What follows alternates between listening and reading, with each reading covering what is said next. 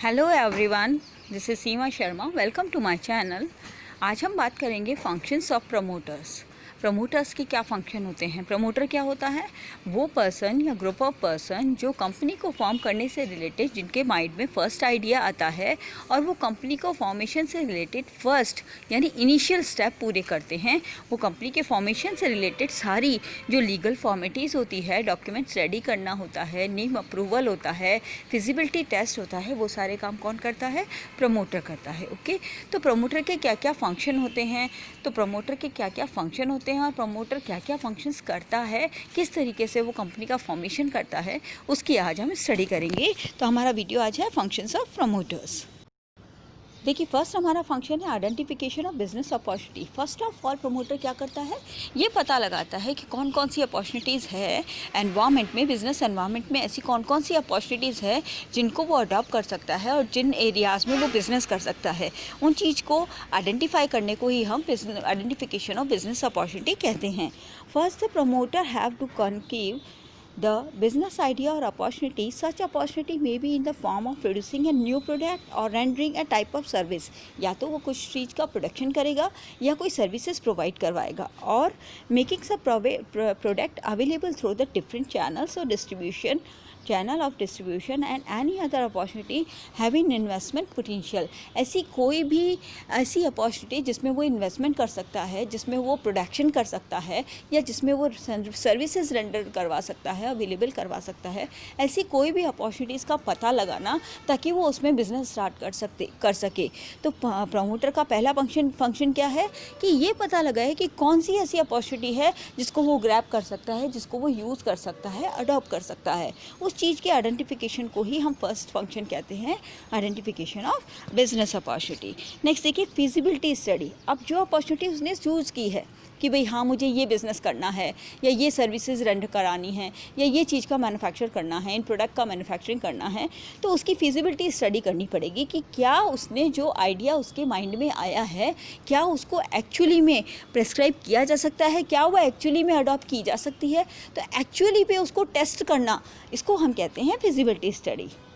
After deciding the project to be undertaken, the service of different professionals who have the expertise in the respective field is taken to know the feasibility and the future prospects of project. की project जो उसने choose किया है, जिस चीज़ की manufacturing, जो service render करने का उसने डिसाइड किया है, उसके लिए फ्यूचर में किस तरीके की कंडीशंस है, क्या वो फिजिबल हो पाएगी या नहीं हो पाएगी, इस चीज़ को वो चेक करता है। और चेक किससे करवाता है?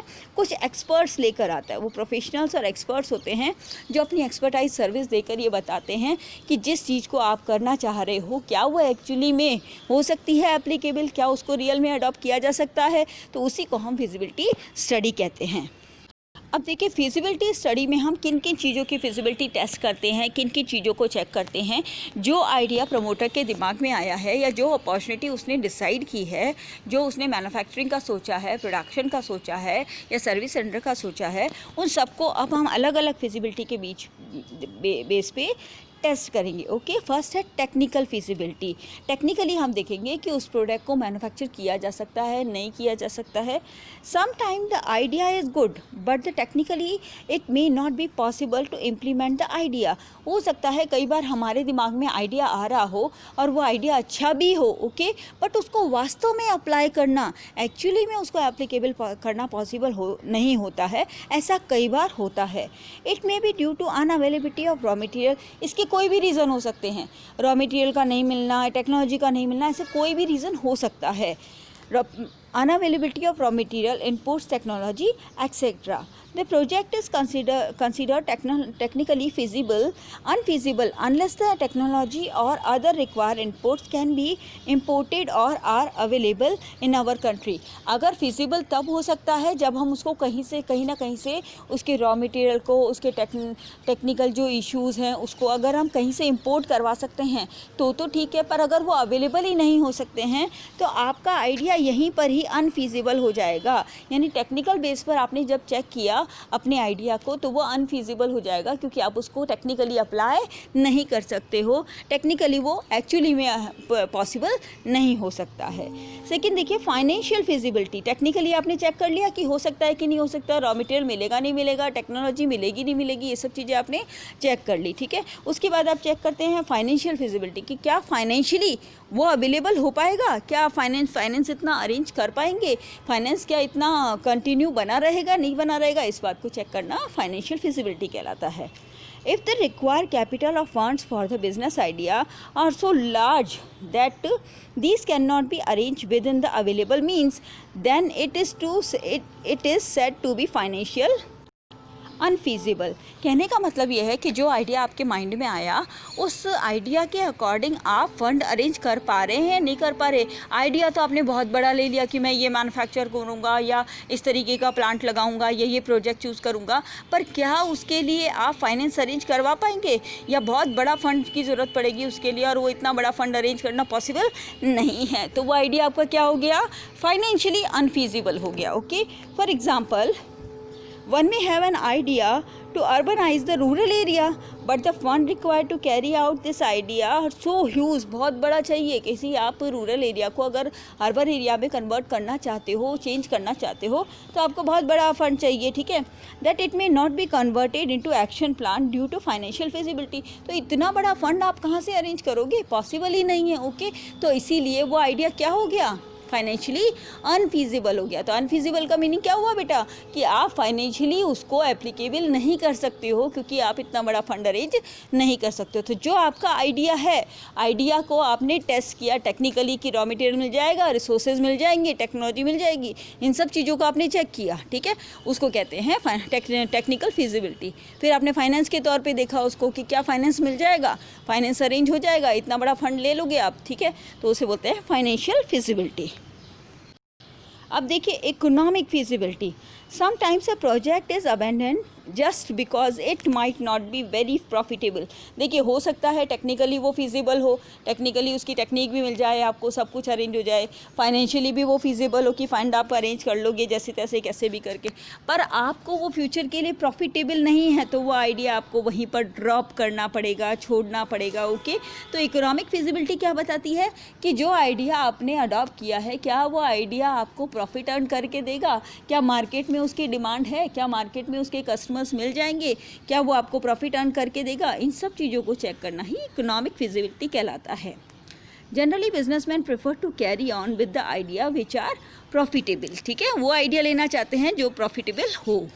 तो ये हमने डिफरेंट फिजिबिलिटी टेस्ट किए कि जो अपॉर्चुनिटी प्रमोटर ने चूज़ की थी, जो आइडिया प्रमोटर के माइंड में आया था, क्या वो एक्चुअली में एप्लीकेबल हो सकता है या नहीं हो सकता, उसको चेक करने के लिए उसने डिफरेंट फिजिबिलिटी टेस्ट किए। फर्स्ट किया उसने टेक्निकल, फिर किया फाइनेंशियल और फिर किया इकोनॉमिकल, ठीक है।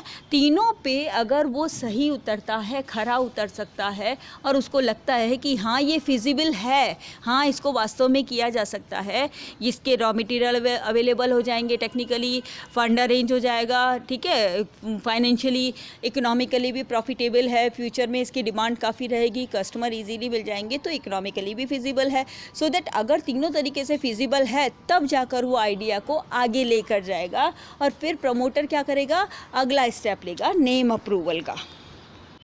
देखिए प्रमोटर ने फर्स्ट फंक्शन क्या किया था, आइडेंटिफिकेशन किया था अपॉर्चुनिटी का, याद आया आपको, फर्स्ट फंक्शन किया उसने आइडेंटिफिकेशन ऑफ अपॉर्चुनिटी की, कौन सी अपॉर्चुनिटी है जिसको वो अडॉप्ट कर सकता है। उसके बाद उसने क्या किया, जो अपॉर्चुनिटी उसने चूज़ की थी उसका उसने फिजिबिलिटी टेस्ट किया कि फिजिबल करके देखे कि हर तरीके से वो फिजिबल है या नहीं है, इस चीज़ को चेक किया। अब जब फिजिबल है, उसे लगा कि तीनों तरीके से वो फिजिबल है और वो ईजीली उस लाइन को चूज़ कर सकता है, उस प्रोडक्ट को मैन्युफैक्चर कर सकता है, उस सर्विस को रेंडर कर सकता है, तो वो अब अपनी कंपनी के लिए एक नेम अप्रूवल का काम करेगा, ठीक है। जैसे बच्चे की बर्थ होती है तो उसके लिए क्या सोचा जाता है, नाम सोचा जाता है, ताकि उसका आइडेंटिफिकेशन अलग से किया जा सके। सो दैट अब कंपनी के लिए प्रमोटर क्या करेगा, थर्ड स्टेप पे, थर्ड जो उसका फंक्शन है वो क्या है, नेम अप्रूवल का, कि नेम अप्रूव कराएगा वो। Two companies can not have identical names, एक जैसे नाम नहीं हो सकते किसी भी दो कंपनीज के.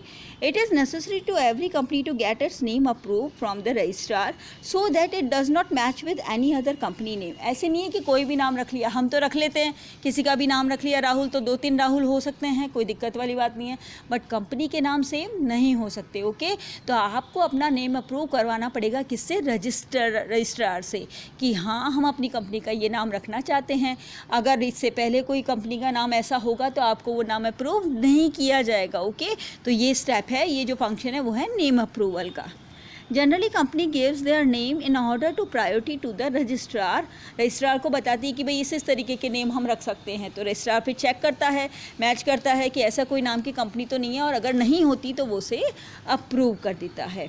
The registrar matches the name with the names of other companies and if it is not identical then the registrar approve the name. अगर किसी दूसरे की कंपनी जैसा नहीं होता तो वो उसे अप्रूव कर देता है. ओके, तो थर्ड फंक्शन क्या हो गया? नेम को अप्रूव करवाना. नेक्स्ट देखिए, fixing of signatories signatories to memorandum of association. देखिए, मेमोरेंडम ऑफ एसोसिएशन कंपनी का एक इम्पॉर्टेंट डॉक्यूमेंट होता है. ठीक है, जब कंपनी को फॉर्म किया जाता है तो दो मोस्ट इम्पॉर्टेंट डॉक्यूमेंट बनाने होते हैं. एक होता है मेमोरेंडम ऑफ एसोसिएशन, जिसको बोलते हैं MOA. ओके, ठीक है. एक होता है AOA, आर्टिकल ऑफ एसोसिएशन, जिनके बारे में मैं आपको आगे के वीडियो में बताऊँगी. ठीक है, तो आपको अपने मेमोरेंडम ऑफ एसोसिएशन पे कुछ लोगों के सिग्नेचर कराने मस्ट होते हैं. ठीक है, कि कंपनी के फॉर्मेशन के लिए कुछ मेंबर्स बनाने कंपलसरी है, तो वो सिग्नेचरीज कौन होंगे, उस पर सिग्नेचर कौन करेंगे, इस बात को डिसाइड करने का काम भी प्रमोटर ही करता है. तो ये जो फोर्थ फंक्शन है उसमें क्या करेगा? इसमें ये करेगा कि वो फिक्सिंग करेगा कि कौन कौन से ऐसे सिग्नेचरीज हैं जो मेमोरेंडम एसोसिएशन पे साइन करेंगे, मेमोरेंडम एसोसिएशन डॉक्यूमेंट पे साइन करेंगे.